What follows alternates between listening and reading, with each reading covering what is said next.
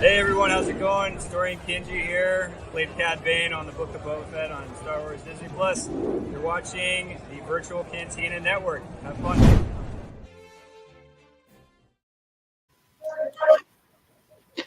Hello, welcome to the 55th episode of the Unifying Force. I'm Kat, joined by Gio and Dave. How's everybody? Hey, doing super well. So, what are we talking about today?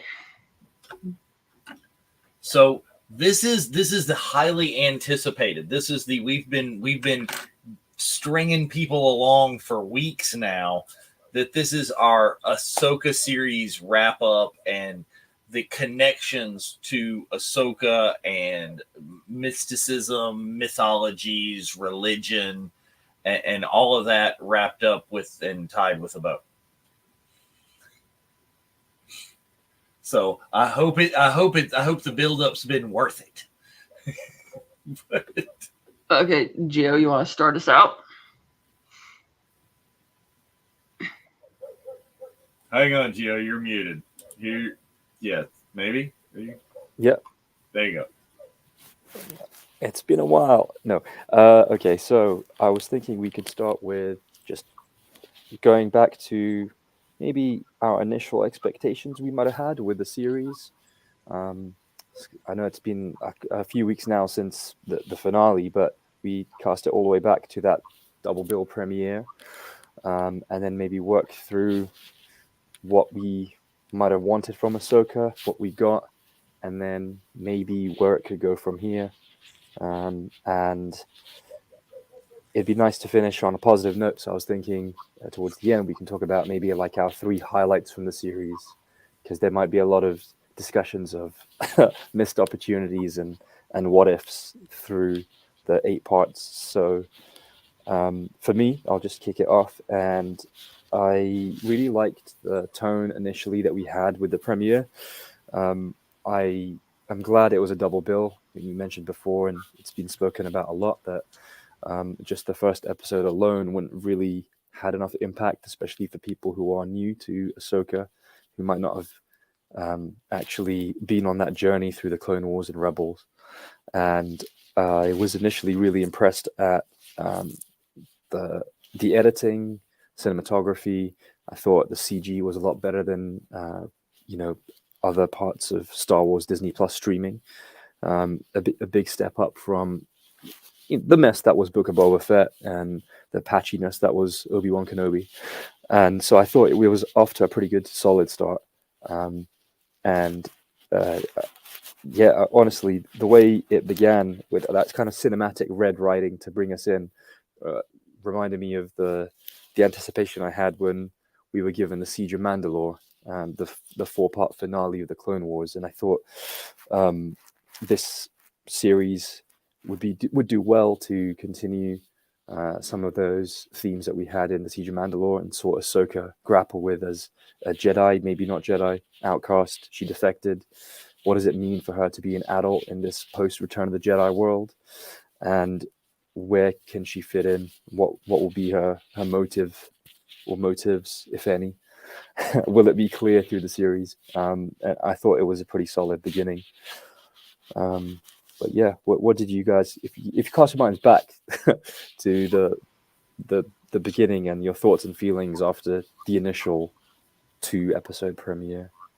So I thought initially I had some really high expectations, and the expectations were set a lot, and I think we were somewhat misled a little bit with the promotional materials for this. Is I thought the World Between Worlds was going to play a much, much, much bigger role in the series. And now I'm not saying it didn't, and I'm not saying that when we get to talking about the end that it's potentially not going to, but I thought that this was going to be a lot more World Between Worlds kind of focused.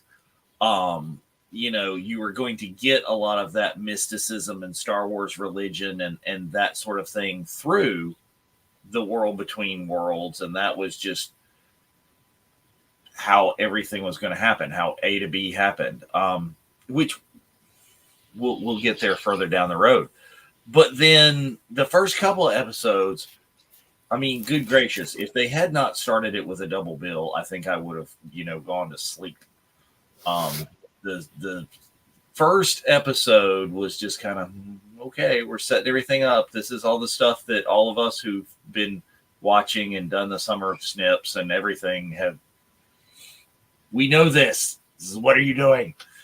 But there were, it was all right. I think it was initially really became paced and set it itself up to be the next season of Star Wars Rebels. It was really paced like that animated series.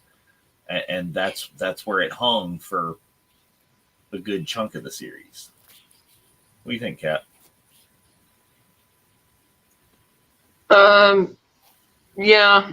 I was already upset with the way they were portraying Sabine in the first 2 episodes. She was just really obnoxious.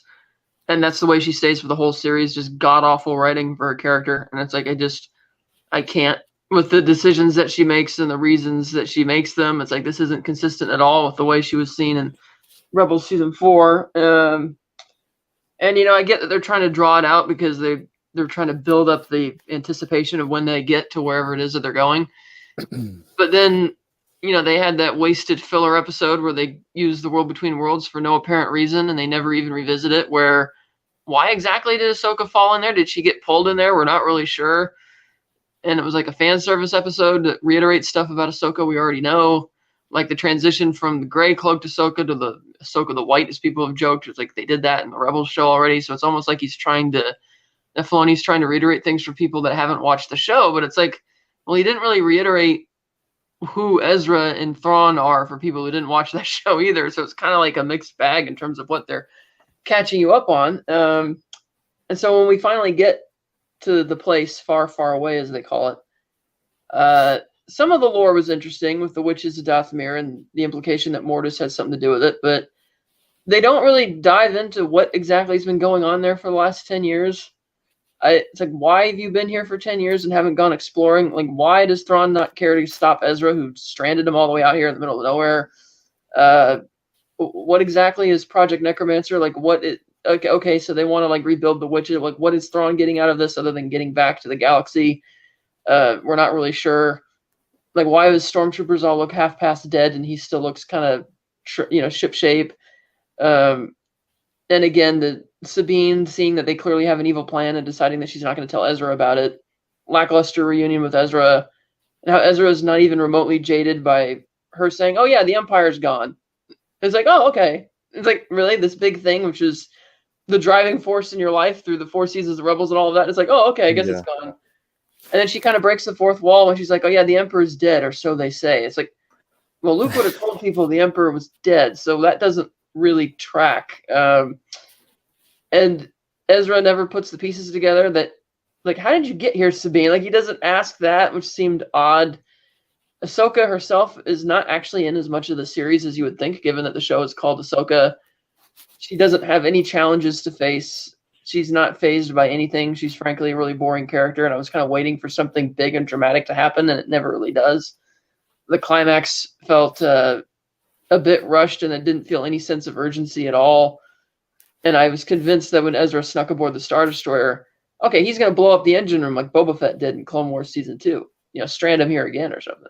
No, he just uses it as an excuse to take off and flee in a ship, and I guess Thrawn didn't see that he, took off and left. Hera was in the show briefly, but she didn't really get to do much, and once again, they keep showing how incompetent the New Republic is, begging the question, why should I care that he gets blown to smithereens in Force Awakens? So yeah, it just kind of and Baylan Skoll was the breakout character. He was amazing, but then strangely, not really included in the climax at all.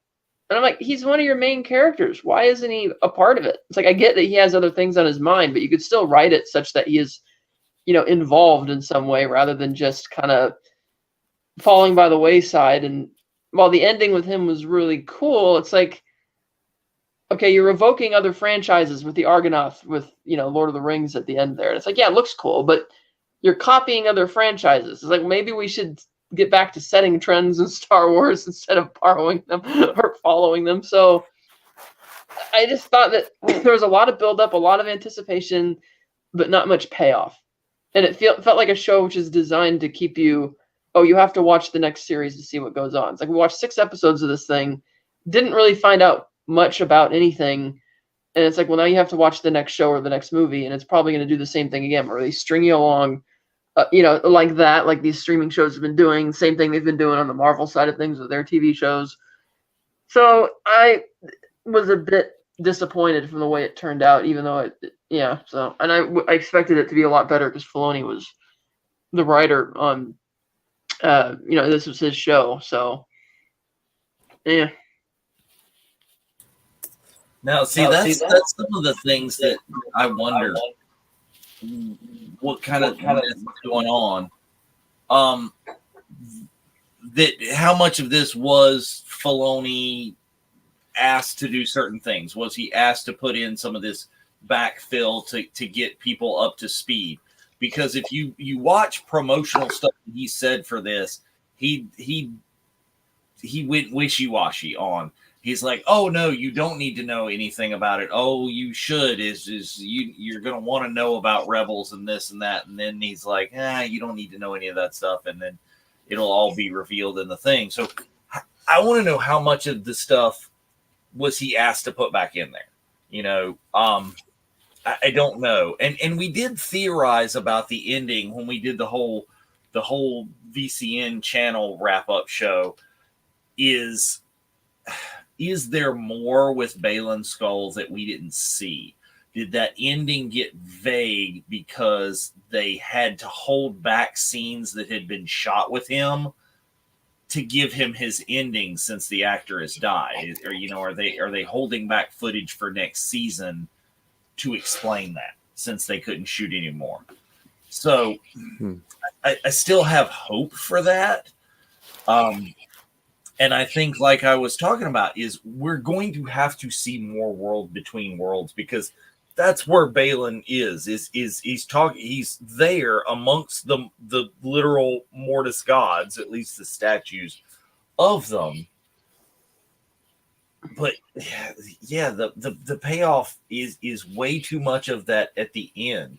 Is we got the fan service part of the World Between Worlds, but what happens next? How much of the real Star Wars religious mysticism, the story of the father and the daughter and the son, how much more are we going to see about that? Are we going to get stories of the mother? Is that's what is coming out? Are we going to get even more than was there in Rebels and Clone Wars?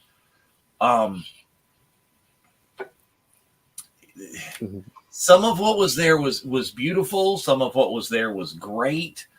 But you're right. A lot of it was rehash this. A lot of it was fan service that. It was not, in my opinion, written so much for a diehard Rebels fan or even a Star Wars fan, because yes, most of the time it was like, this is not my Sabine. This is not how Sabine behaves. You got, a few little echoes of when Sabine and Ezra were together. Okay, it's Sabine and Ezra. They're acting like they're kids again together in this. But yeah, it's a lot of screaming at the TV going, tell them about Thrawn. Bad guys are right on my heels. We should be doing something right now. I don't know. Yeah, I think it lacked an urgency throughout the series, and I think that's probably why it felt like they would build a little bit of momentum up and then it would kind of fall flat. Like the episodes are very, very inconsistent in in the way that I think they're perceived to be, as well as their length. I'm always wondering when I look at an episode before you click play on that day or that very early morning or late night when a new episode drops, like what kind of thinking has gone into behind seeing, like part 3 being only 28 minutes of actual stuff and then 5 minutes of credits versus like an hour opening, which felt kind of like a slog for a lot of people, and they needed the second episode to be, there was an action set piece that mattered, and there was the coming together of a new character in Shin Hati, which I think is also the villains are breakout, but it's the new villains that are breakout. And Thrawn's not really, he's good on screen, but I almost feel like they had potentially enough with Balin and Shin to not even need so much Thrawn in this series. And the way the pieces are arranged at the end makes you think, do they have a big plan for this to, just conclude in the film? Will there be another season of Ahsoka and other things that give us more? Because it's almost like the finale was a reset to what we thought Sabine and Ahsoka would have been before. There's all that unspoken back story of how she tried to learn to be a Jedi from Ahsoka initially, and it fell apart. And there are moments where there are like just quiet breaks between dialogue where you see people looking at each other and thinking, all right, so there must be some interesting thoughts going on in his mind or her mind about this. I feel like Hu Yang was also one of the better characters because he in some ways he acted David Tennant's voice acting was better than some whole body performances from some of the other characters. It felt like there was more charisma and more thought into the way he was expressed as a character, and that's got to be from the performance and I guess also from the robotics, the animation. But I was glad in the final parts that we got some little backstory revealed, in that there was this darkness in Sabine that Ahsoka shied away from and didn't want to see become a Jedi because she was concerned that it would be weaponized, and that her revenge against the Empire for the massacre of her people on Mandalore was the only motivation behind her becoming a Jedi. That's all really great stuff, and that could have been in there by part 3 or part 4. And it almost feels as if they had the what I'll call the great distraction, which is part 5 giving us Hayden Christensen. And I love that episode when it landed. Shadow Warrior, Ahsoka's lost a duel. Is she alive? Is she not? I didn't think it really mattered at that point because she's in the world between worlds. And if we've watched the Clone Wars, we know that's something that's kind of beyond and very mystical. So there might not be specific answers, but there was this great test. And the way I think they used Anakin was really interesting. And to me, it was satisfying in the way that I had tried to avoid some of the promotional material. So I just saw the initial trailer. I tried not to watch the TV spots. I know one of them was all about Anakin and had all the dialogue. And people were thinking, is it going to be this part? Is it this episode? When's Hayden going to turn up? When's he going to say these things? And to me, that wasn't a focus for me. So when I did see Anakin, I saw Hayden Christensen, and we saw this blend of the Anakin Skywalker and Darth Vader through different parts of the saga. I felt like it was almost a victory lap for Dave Filoni, and the series wouldn't really get any more interesting than that. I feel like the big payoff for longtime fans was part 5, and I think that's why maybe they did mid-season airings around the world in certain cities, because that was, like the swell, like the real crest of the wave was there, and then afterwards everything else kind of just petered out. I don't see how you can use the world between worlds too much without having many other questions answered about this huge power and ability to interfere with events from past, present, and future. It is kind of frustrating because the Ahsoka typeface uses the world between worlds imagery with those glyphs and the symbols around it. So as soon as Ahsoka was revealed as a title, you think, it's going to go down with those Mortis gods and give us a lot more. But I still have overall more positive feelings than negative about the series, because while I was away in Peridia, or the galaxy that we know, I liked the leanings into the kind of fantastical aspect, and Ahsoka felt a lot more inspired by high fantasy than by science fiction or science fantasy or a space western.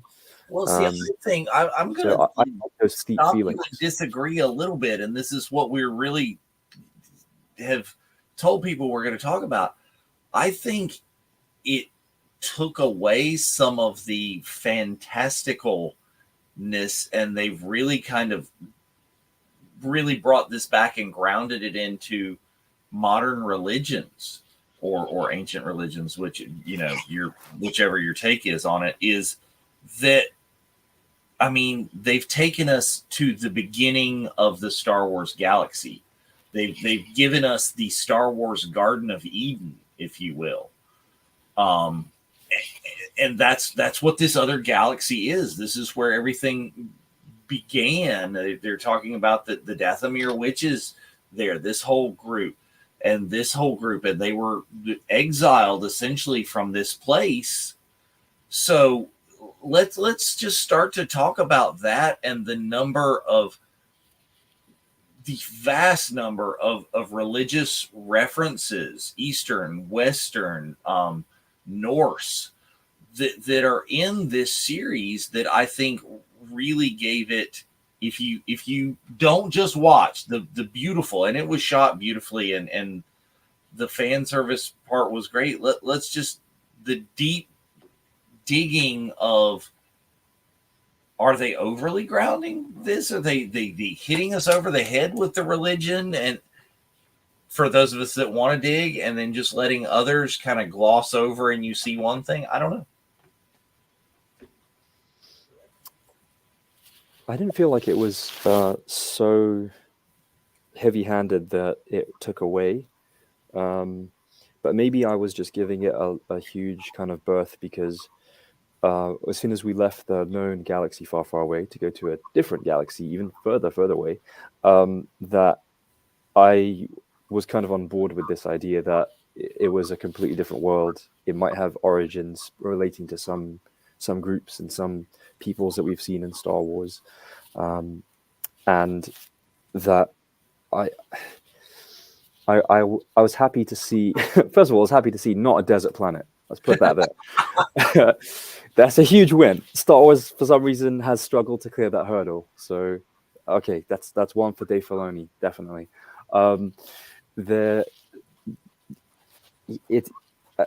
has a vast planet, and I guess it is difficult maybe to convey a sense of like huge scope and scale, but it didn't take for me to see the final those final moments of Balin standing on the statue of the Mortis Lords to think this was a kind of an epic brewing. I feel like the way you have this kind of mysterious planet, you have one of our hero characters exiled. There's like the return of a Dark Lord.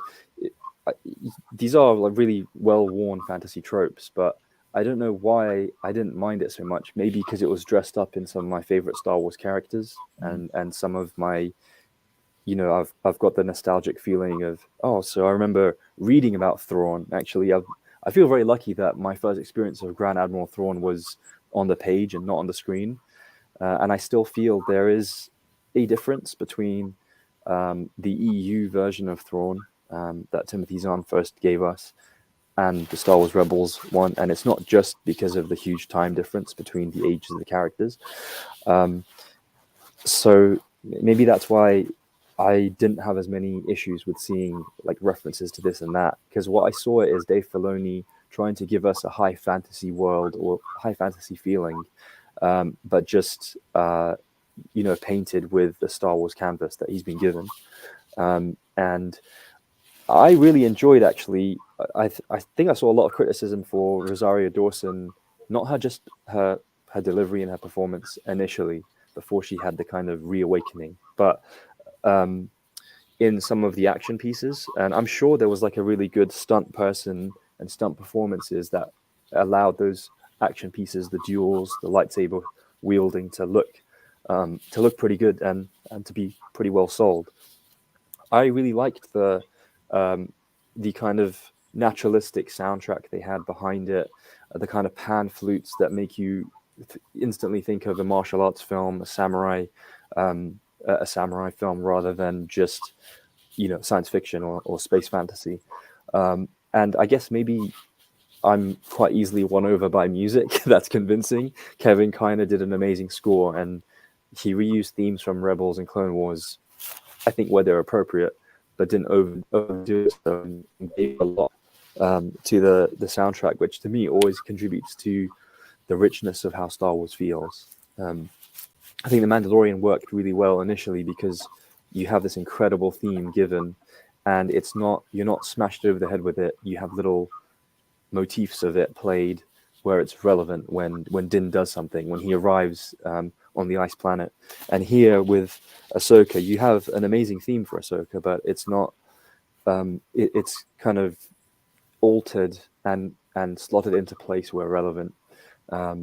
And so anytime I saw Ahsoka slowly start it's kind of funny. Every time you see somebody begin a semicircular walk, you know it's going to end in a lightsaber duel in this show. She does it with Marek. She does it with the droids in the first episode. She does it with Balin twice. She would have done it with Anakin, but they were on one straight path, I guess. So there wasn't really space to do it. But I think that the action parts of this series worked for me a lot, and maybe I was just distracted and happy to see Ahsoka wielding her lightsabers in live action, and also have two really good non-Sith Dark Jedi as villains. And I think we can all agree in saying that they're either kind of underused or maybe there's something held back to see more of them in the future. But I will say that maybe the show didn't need as much Thrawn so early as we got it, and that could have been left a little bit later to give space for Balin, Shin, and even Morgan. So just going back to the references, it's like a very clear... Morgan Elspeth is like a reference to Morgan Le Fay from Arthurian legend. You've got the idea of, like old civilizations and maybe warrior cultures and arcane and kind of eldritch things being created by the Night Sisters. And then because of the series, we learn they're not just of Dathomir. They landed in Dathomir, and maybe they were refugees from this galaxy. So I think they inserted some nice pieces of lore, which I appreciated. And I was happy with some of the world building, even though we only really saw one brand new planet in Peridia. But as I'm saying this, I'm thinking, actually, they went to the Santhe shipyards on Corellia. There were quite a few new environments which Star Wars has struggled to give us before. And I think the other planet from the 5th episode. Cetos, yeah. And the kind of structure they had around where they put the star map, and I think when Morgan gets the main sort of MacGuffin and puts it on the altar and it connects and you start seeing the full 3-dimensional star map around him. It's just a great moment from Ray Stevenson where he looks up and he just says witchcraft. And that it kind of just reminds you that Star Wars has massive, huge fantastical inspirations as well. And we know Dave Filoni's a huge fan of C.S. Lewis and Tolkien. So maybe it's not too surprising that he really leaned into some of those elements in creating. Well, I mean, he gives Ahsoka. us a tribute. A name of the episode is totally a tribute to The Lion, the Witch, and the Wardrobe, which is even more overtly Christian metaphor in there. But they really double down on this in Ahsoka. You've got, I mean, they give you new, like, more culturally correct. Space Jesus 2.0 when you reveal Ezra. I mean, he's all but wearing the Levite robe. It's the same. It's like, wait, was it Charlton Heston wearing that in the Ten Commandments? No. Yeah, that's true. I see that. And he's not anglicized Space Jesus that we have in Ewan McGregor. No, let's give you, and they're giving you the Holy Trinity, the Father and the Son and the Daughter, and they don't explain enough yet that Rebels and Clone Wars already have of Ahsoka's relationship with the daughter. You start to get little hints. It's like, wait, is that an owl? Wait, is that hey. But they don't completely hit you with that yet. But then they give you other things. I mean, Enoch is completely, that name is not accidental. That is not, oh, well, we give everybody else Star Wars-y names, but this is a direct name from the Christian Bible.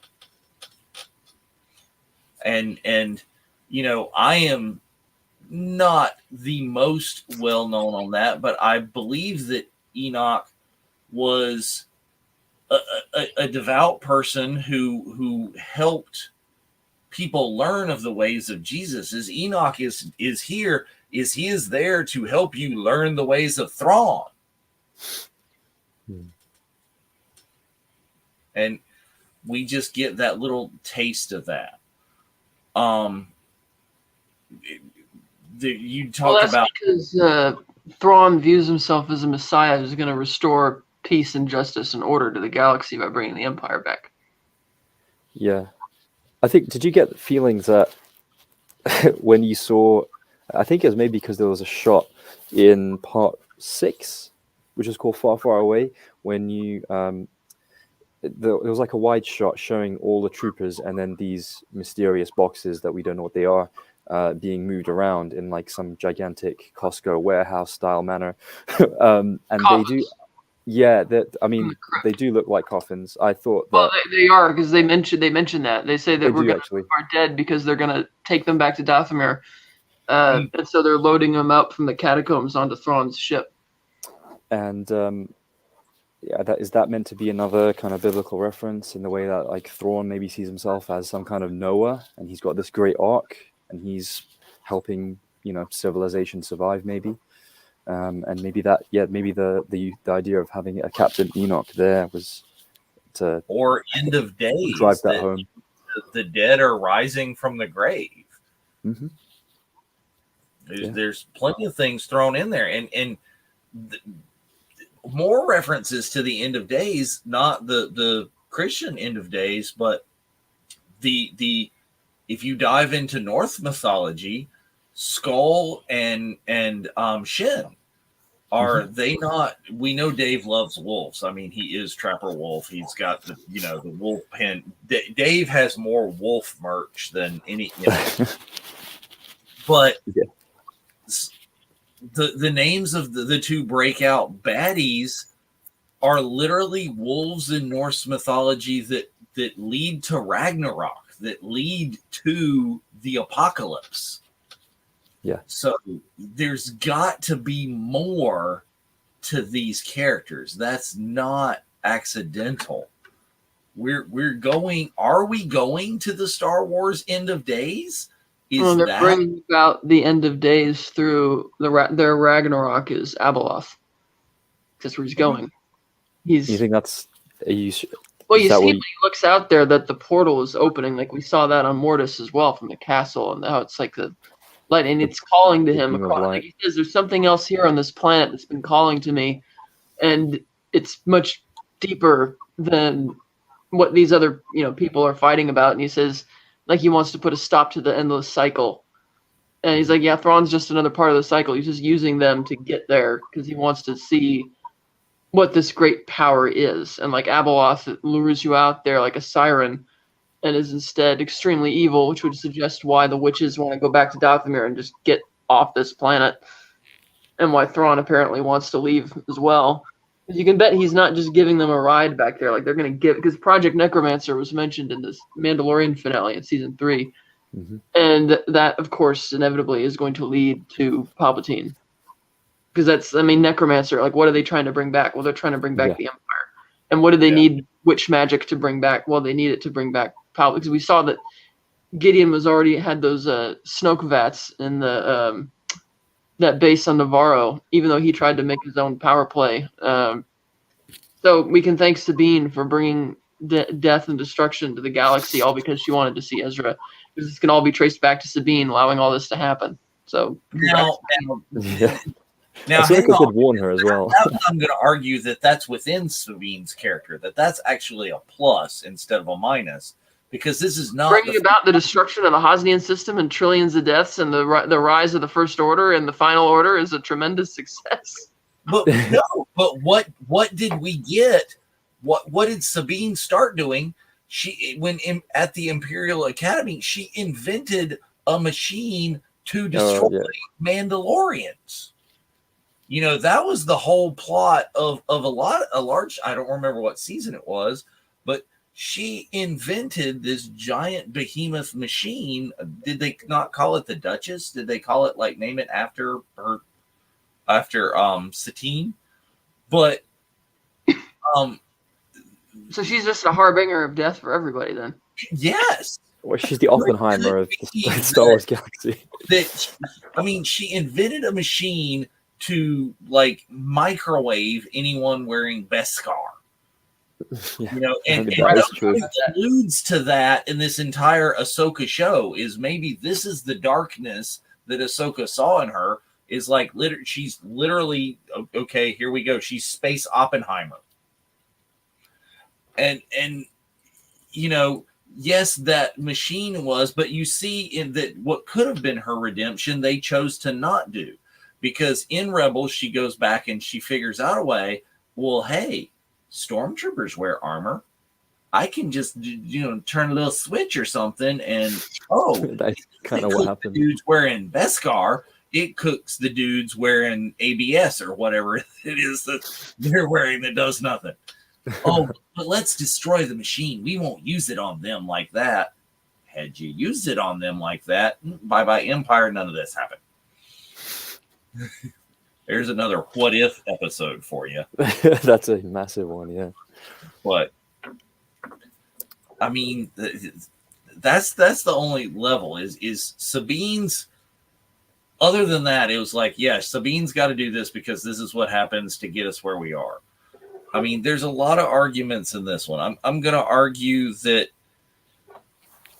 one of the reasons why what happened with Thrawn in this show is one of the arguments behind a lot of devout followers of the EU that are going is like, well, we're kind of glad that the sequel trilogy wasn't directly taken as using Zahn's writing, and let's just not make the original Thrawn story, because you're going to screw it up, and you're not going to make Thrawn the big bad, you know, who he is.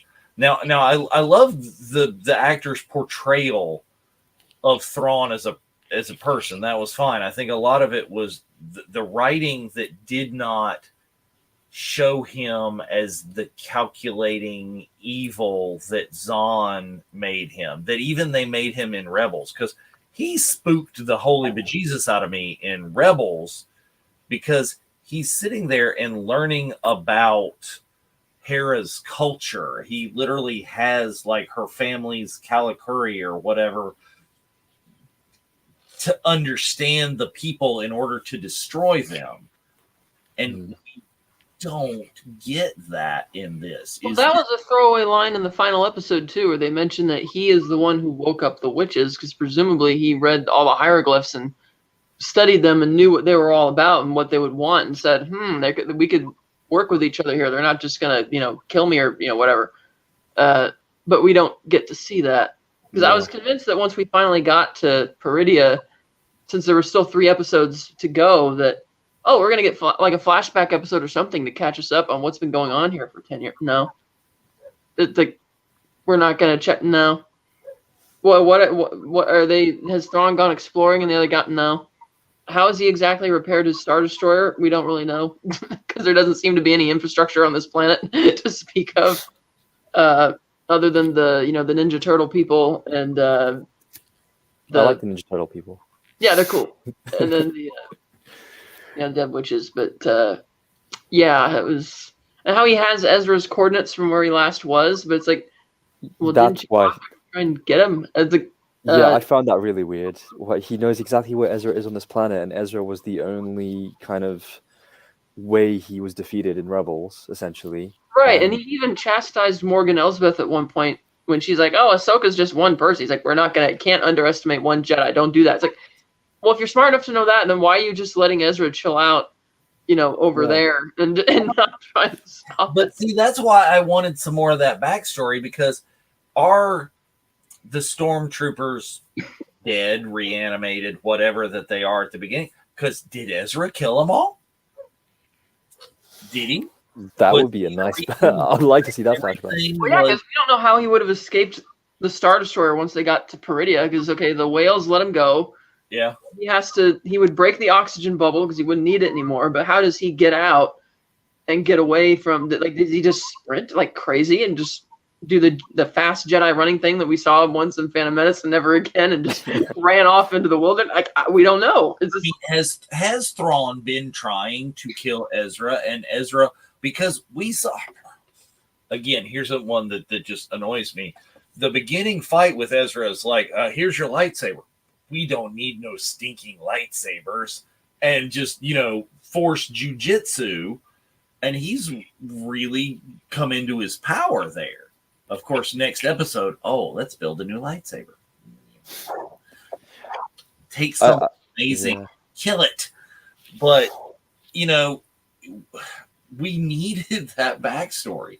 Is what's happened. Thrawn only sends a couple of ties because that's all he wants to lose. It's all he's willing to gamble. Has he done this before and just sent a whole lot of his resources out after Ezra? Or is it the other force on the planet? Is it Abeloth? Are there other things out there that we haven't yet seen? But in any case, just so much more that we haven't been given. Yeah, I liked the idea that Thrawn, as this great supervillain and master tactician, might have researched something about the planet and finds out there's some sort of calamity that's potentially imminent, and that's why he wants to get off. Something devastating that even he doesn't want anything to do with, and so he's almost fleeing Peridia, not just wanting to return to the galaxy. And the witches, I keep calling them Dathomirian, but they're not Dathomirian, they're Peridian, I guess. The witches, they also seem to be. The idea initially, just in the dialogue, made it sound as if they were trying to not just return, but seek refuge, as if they're in danger, as if there's something much more devastating and insidious on the planet. And that would have been a nice reason to start moving the kind of second half of the season at a higher clip. And what I found very strange is part 7 talked about time a lot, where Ahsoka was saying that she's basically against the clock, and Thrawn was saying the one thing that we have over Ahsoka is time, and I'll remove the time that she has, so as if he's going to remain one step ahead. He didn't really do anything ingenious to be ahead.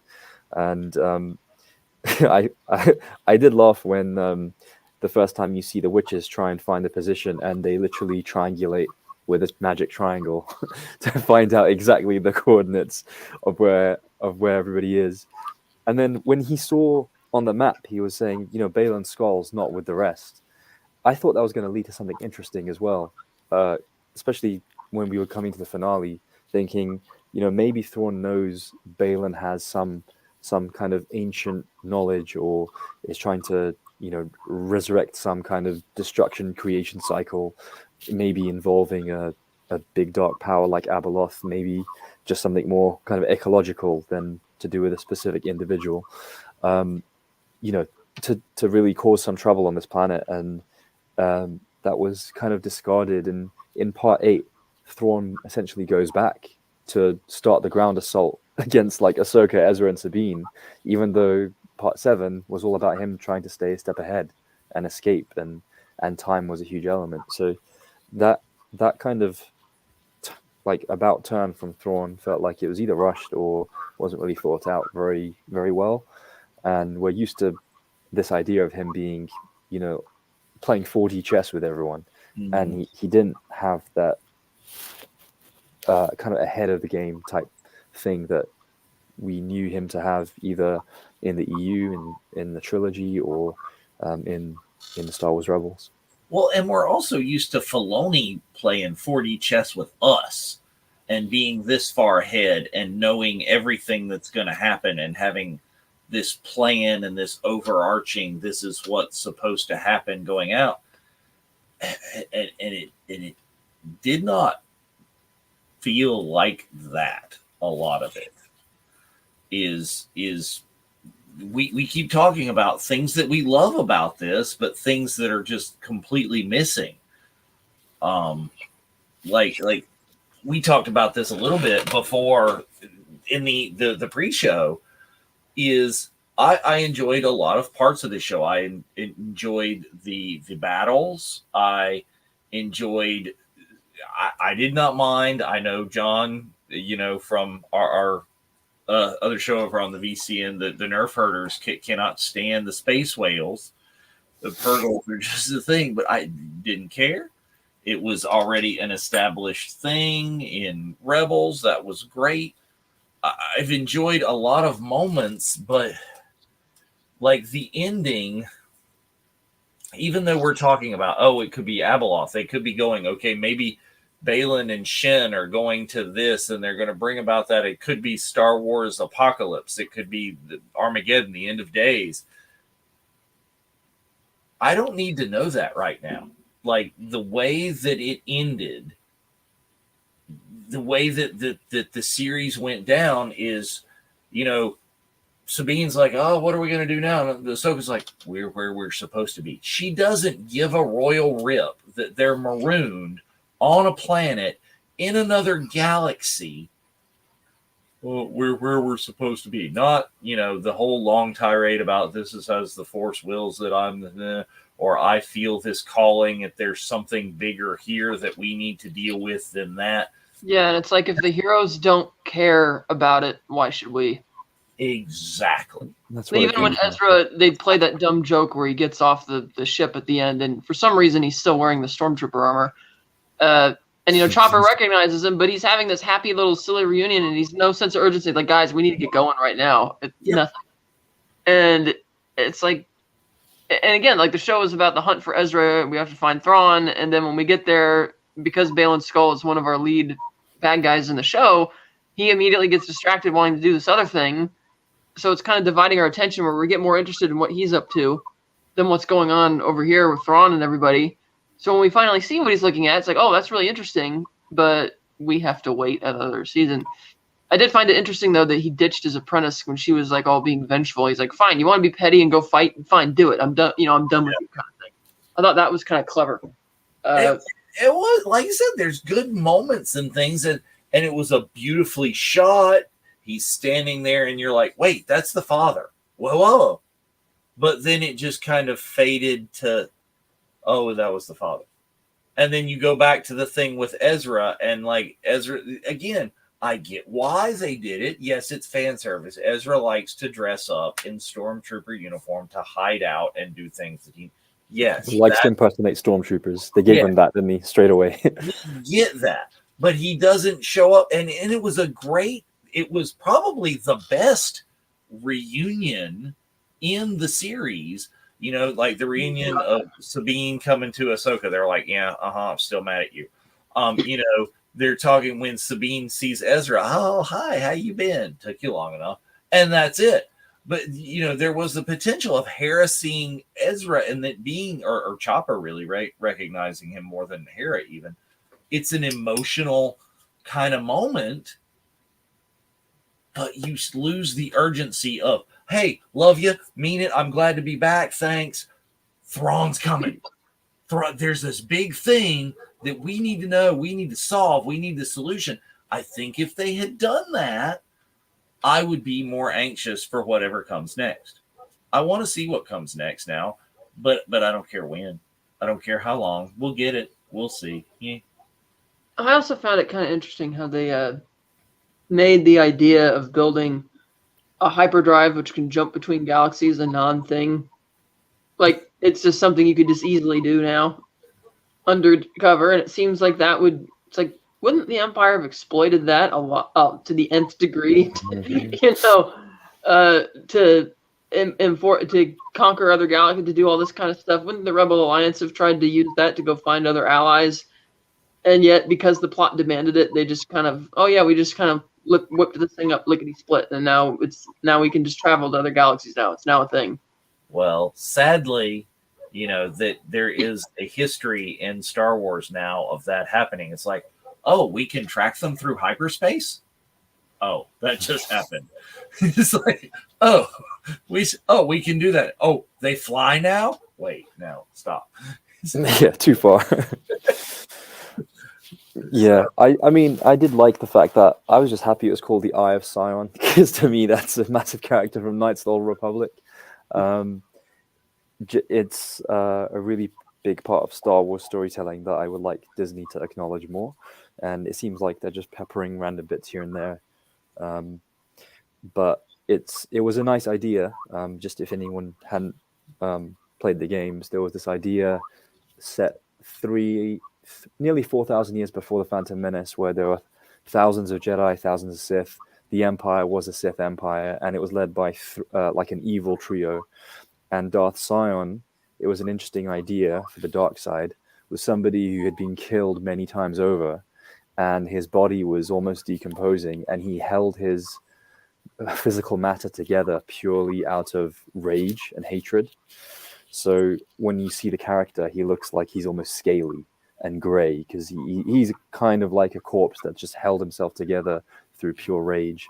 And these are the kind of ideas that I think could be explored more on screen. And when we had the Mortis arc way back in 2011, season 3 of the Clone Wars, I think it blew my mind. It blew a lot of people's minds, thinking you could really go conceptually in some heavy and very wide berth ways of manifesting the Force or seeing how it acts on screen, because we're given a saga about a chosen one and then his family who continue the kind of chosen one prophecy, but we don't really see huge, massive Force powers being used.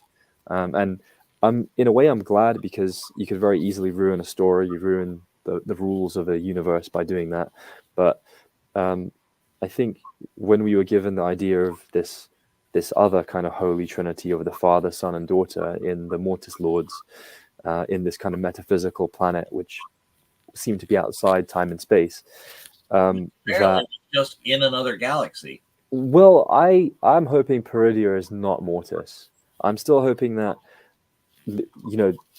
we've had this fantastical version of Star Wars given to us, maybe very heavy-handedly, but you can have, ancient civilizations who came across this idea of the Mortis Lords. Maybe they don't know about the Force, they just know about the Ones, and they just know a father, daughter, and son.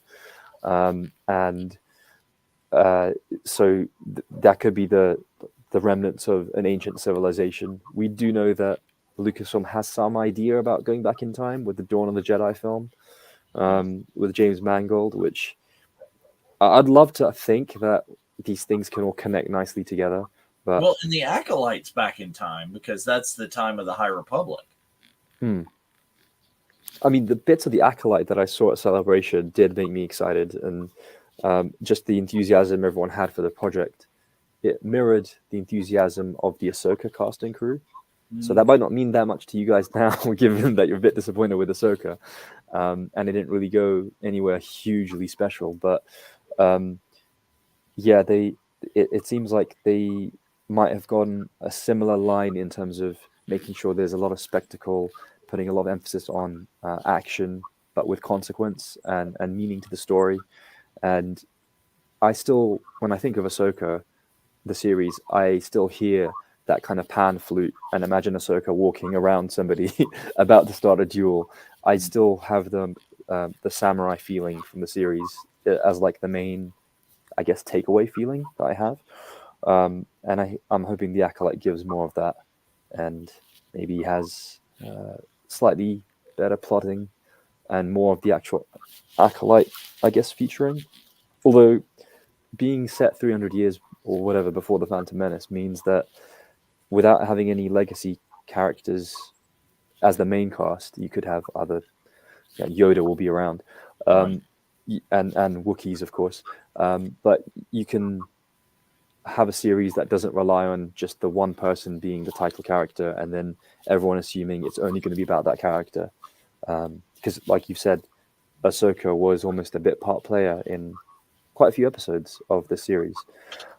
She's not in the one of the best episodes, which is when they're far, far away, and you see how Peridea is organized, what Thrawn's currently looking at doing, even though we didn't see what he's been doing for the previous 10 years. And so I think that maybe the Acolyte will have more freedom, and the further you get away from the saga, maybe that gives people more space to write something in a more contained way rather than just being look forward to the next one. We'll continue these plot threads in arbitrary amount of time. Stay tuned. And there might even be more delays now for the Star Wars projects because of the Hollywood shutdown with the writer's strike and the actor's strike. So everything's going to be a little bit more delayed, but maybe Ahsoka season 2 isn't as hot on everyone's minds as they thought it would be. It's been in talks the past week. I haven't seen it from what I would call a reputable source yet, but people are saying that, well, they're getting ready to start production and they're going to go into Ahsoka season 2 like now. And I'm just like, I don't believe that. But that's the talk. So people are starting to get there because the writers are back to free to do things, I think. They're saying there may be, an agreement forthcoming for the actors, but I don't believe that it's going to end quickly enough for that to start like now. Yeah. And it didn't seem like the way it ended that they've got they're desperate to tell another story. That's one of the frustrations. I think they're saying that I will be extraordinarily interested to see if the way things have gone so far in Mando, in Boba Fett, in Ahsoka, they're telling little bits and pieces of this story that's leading up to events that have already happened in the sequel trilogy. I will be extremely interested to see if you're going to get bits and pieces of those in The Acolyte, in what are they called? The Dawn of the Jedi. Are you going to get pieces of that in Skeleton Crew? Which I do think that I think you will, because I think there are things in Skeleton Crew that are going to continue and move over from Boba Fett and Mando. So I think you're going to get pieces and parts of that there. That's the same kind of thing. But I'd be interested to see, do you get them in all of them? Right. Oh. I don't know. I don't want this to end on a down note of I didn't like and enjoy Ahsoka, because it's Star Wars content. I liked and enjoyed it. There a lot of the things that you're mentioning I did. The fight choreography was amazing. The fact that I want to know more about the Dathomirian witches, or the witches of Peridea, or whatever. Is magic the Force? We've talked about that on the show before. Is it the same thing? Is it coming from the same place? I want more backstory. I want to know a lot of these things. What has been happening in the 10 years? What is going to happen next? But it just, I don't feel the sense of urgent. It wasn't a cliffhanger, Right. I thought about this when I watched the finale, actually, the first time, just as it was released. Would it have been more impactful if you finished with that transmission between Thrawn and Ahsoka, where he basically says, "I have won the day, and it's a shame we will never meet"? And then if you just cut to Thrawn's the Eye of Sion arriving in the new galaxy, and it just being Dathomir, but no one says anything. You see all of them looking at Dathomir, and then you don't know what Ahsoka and Sabine are doing on the planet other than they're trapped. Would that have left you with more? I think it would have left me with more of Hera is there with the Rebel fleet, and the Chimera warps in, and then you're like, oh shit, it's and then kill it right there. And I'd be sitting here going, I need more. Next week, what happened? Yeah, because that's actually how I felt going back to the Norse mythology and Ragnarok. At the end of the MCU's Thor Ragnarok, they had basically escaped the planet the planet, their realm was destroyed, and they were all refugees on the starship. And then the final scene was darkness, and you see a gigantic Thanos' ship in front of them, and they arrive, and that's the credits. And I remember thinking, whoa, what? You leave us with that? Yeah. And it fed right into maybe the Marvel's one of their best films, which was Infinity War. And then everything was just flowing. They had momentum. You had anticipation. You had the coming together of everyone, which maybe that's kind of the impression they've given us, isn't it? That the film will be like the Avengers team up in a way. Yeah. You'll get the Mandalorian, you'll get Ahsoka, you'll get the other supporting characters, some of whom are more important than the main, like Bo-Katan is as important as Din right now in the Mandoverse. And yeah, hopefully Sabine's a little more like herself in the show. I was really glad when Rosario Dawson maybe was directed to show more emotion after she had her reawakening and Ahsoka the White, because she did seem like Ahsoka a little bit more. She just emoted more. Purposely did on like the entire first half of the thing. She does a lot of that, and then like the head tilt. Yeah, a lot of that. I don't know. There's more stuff to talk about. I'm sure we will be talking about it more. We're at about that time where we've gone on and on about it. I don't feel as strongly about it as the day after. It's one of those things that the parts that I like, I remember more than the parts that I don't like the further out we get from it. I'm sure we'll have little bits and pieces and parts of it to analyze and think again, and you'll hear more on this show about that show before we get to more episodes of that show or whatever movie or whatnot we get. So I don't know. Anything wrapping up? Final thoughts? We had overt horror in Star Wars for the first time, seeing as we've had spooky season. Yeah. There was a novel called Death Troopers before Rogue One made them the black, tall super troopers that they were, which had stormtroopers that were infected by a virus and came back as zombies. It's something I mentioned ages ago. And we saw that with... as soon as I saw Marek's body disintegrate and some kind of green gas come out, the kind of Dathomirian witchcraft that we saw in the Clone Wars, I was thinking we're going to see zombies or the undead at some point, and we did. It was kind of gnarly. The two troopers that Sabine and Ezra fought on that little platform were I was surprised at how graphic that was, actually. I'll be honest. It did surprise me. We have talked about that on this show. I think they did a spooky season episode of Rebels Revisited just this week. And there was a list that came out from, I don't know if it was StarWars.com or if it was somewhere relatively associated with, of like the top 15 or whatever spookiest, scariest moments in Star Wars. And Reanimated Stormtroopers was on there. I think it should have been higher on that list than it was.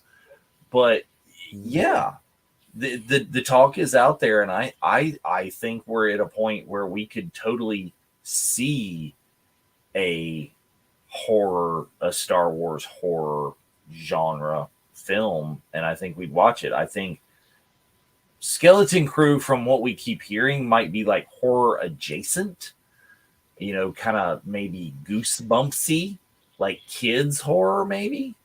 Okay. Yeah, because that confused me. I thought it was a young adult show, but when you say Goosebumps, yeah, that's the horror young adult show. Goosebumps, Goonies, that kind of a little, I don't know. It's speculation at this point. But anyway, Kat, you got final thoughts before we wrap it completely? Yeah, I have no sense of interest in seeing what happens next either, because they didn't really leave you with any sense of urgency or excitement. It's like No, the heroes don't care about it. Oh, we're just here on this planet for a reason. Whatever. We're stranded in another galaxy. Who cares? Oh, Thrawn's oh, whatever. You know, it's like I don't know what Dave was doing with this show. I don't think Disney much forced everything on him. You could tell he just took a mulligan with that World Between Worlds episode just to do fan service, and then kind of phoned in the last 3 episodes. And I don't know why he was writing the characters in the way that he was. So, I have something to remind everyone though. Dave Yeah. Filoni's first major writing was the Clone Wars 2008 film. So maybe we're putting up too many expectations on Dave Filoni's shoulders, because that was that didn't get anyone's juices going really, and But he was able. But did it? Because But that did was it. the introduction of Ahsoka, and that's exactly what we are this many years later, still right here talking about. well, a lot of people were worried when they saw that he was being put in charge after they saw that movie, and most people would agree that Clone Wars doesn't hit its stride till season 3. Yeah. Yeah. Which is why I don't like the Ahsoka character that much. It's like you took way too long to make this character work. You're past the point of no return. And I'm not buying that Anakin had an apprentice. He clearly did not have one. Looking at episode 3 the way it is, it's like no. He had more than one. Yeah, that Now it's not just Dave. Anakin had more than one apprentice. who was the other one? Starkiller. Well, that's not a real character in the canon either. Yeah. Actually, that does remind me. I did see on the group in this day on Star Wars. It's coming up to I think 10 or 12 years since The Force Unleashed 2. So yeah, Galen Marek, the secret apprentice. Yeah, that was a really fun thought experiment in Star Wars to give a really crazy action game. But there was a good story in the first one about the rebellion and how and Leia played a part in that. You had kind of a more mature telling of the origins of the Rebel Alliance than maybe you got in Rebels, and there was some good kind of connective tissue to the wider saga. The second one kind of jumped the shark a little bit with cloning going into overdrive, but that might be where we're headed now. So HasLab. Moff Gideon lives. I'll just say that. HasLab is putting out Black Series figures, I think, of Luke. So it's getting there. Oh, You're dear. welcome. And anyway, as we have now disgusted Kat thoroughly, I think that's where we're going to end this one. Thanks for watching, everybody. Yeah. Until next time, may the Force be with you. May the Force be with you. Thank you.